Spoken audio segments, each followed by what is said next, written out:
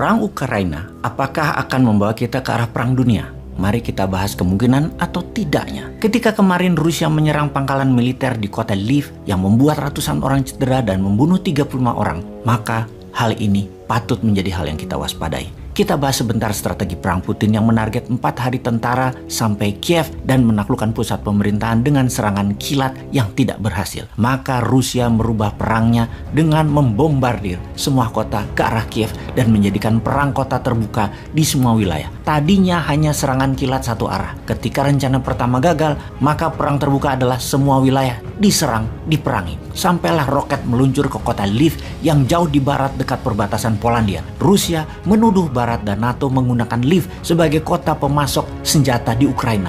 Masuknya mercenaries, masuknya tentara bayaran, suplai logistik semua itu melalui Lviv. Bagi Amerika yang ketika itu Biden lagi kampanye harus segera balik ke Gedung Putih, dan Gedung Putih menyatakan serangan terhadap anggota NATO, karena Polandia adalah anggota NATO, akan menjadi dijawab serius dengan perang. Polandia akan menjadi ground base persenjataan dan pasukan. Saat ini di Polandia sudah kedatangan lebih 10.000 tentara, di mana 4.000 tentara itu dideploy oleh Amerika. Terlihat intensitas kegiatan militer meningkat tajam masuk dan keluar Polandia.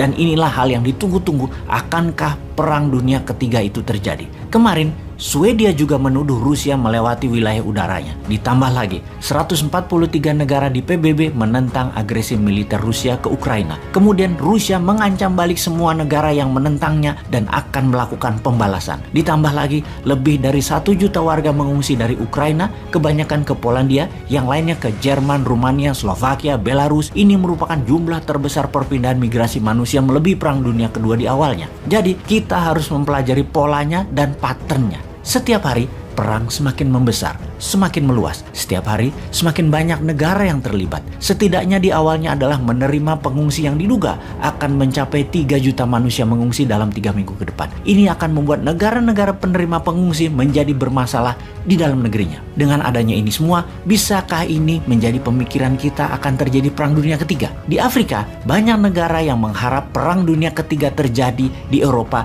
karena akan membuat mereka, negara-negara Afrika, akan terbebas dari belenggu jajahan ekonomi Tiongkok dan Eropa yang akan membuat negara Afrika menjadi negara maju dalam waktu yang cepat. Sekali lagi, Afrika sangat memerlukan Perang Dunia Ketiga ini terjadi. Pakar geopolitik dunia bahkan sudah mengatakan kita saat ini sudah memasuki Perang Dunia Ketiga. Bahkan dalam pidato kenegaraannya 2 minggu yang lalu, Ratu Elizabeth sudah menyatakan kita ini Inggris tentunya, harus bersiap masuk dalam Perang Dunia Ketiga, di mana Ratu Elizabeth mengatakan ketika ayahnya di tahun 1938 menyatakan Inggris dalam keadaan berbahaya dan masuk ke dalam Perang Dunia Kedua, tidak pernah saya bayangkan di zaman modern ini. Saya harus juga mengatakan hal yang sama sekali lagi untuk Inggris.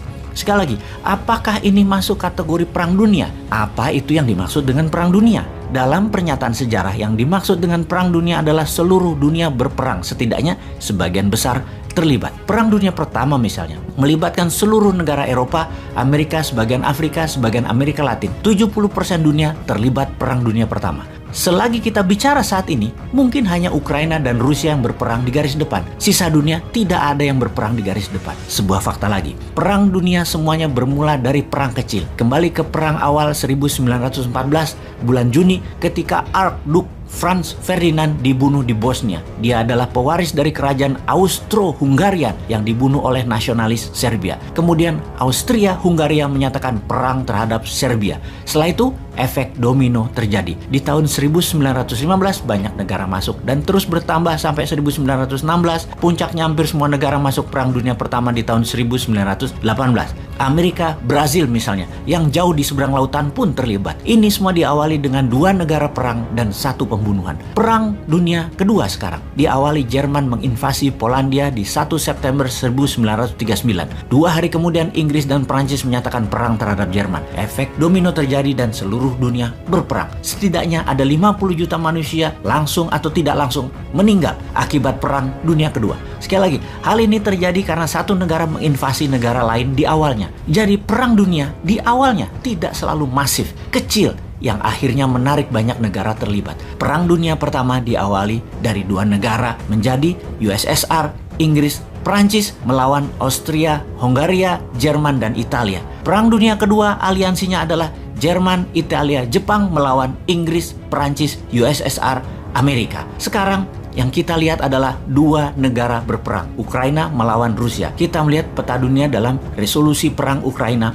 141 negara menentang Rusia, 5 mendukung, 35 abstain. Inilah peta aliansi versus Axis power Rusia. Di belakang Rusia ada Belarusia, Syria, Korea Utara, dan Eritrea, sebuah negara kecil di Afrika seberang Yaman. Ada 35 negara yang tidak memihak manapun, sama seperti Amerika di Perang Dunia Pertama, tidak ikut-ikutan sampai kepentingan Amerika terganggu. Di tahun 1917, U-boat Jerman menenggelamkan 3 kapal niaga Amerika, membuat Presiden Amerika saat itu, Woodrow Wilson, menyatakan Amerika berperang melawan Jerman dan masuk ke dalam Perang Dunia Pertama. Dengan informasi ini, semoga sahabat dengan bijak bisa menyikapi apa yang akan terjadi dalam perang di Ukraina ini. Bosman kali ini tidak menyatakan akan terjadi atau tidak. Saya membiarkan sahabat yang menilai. Panjang sudah kita membahas di mana apapun yang akan terjadi, seharusnya kita, Indonesia, bersiap dalam war mode sejak jauh-jauh hari. Jangan masih memikirkan cari hutangan untuk membangun proyek diutamakan. Apa nggak mudeng ya bernegaranya, wahai Lord?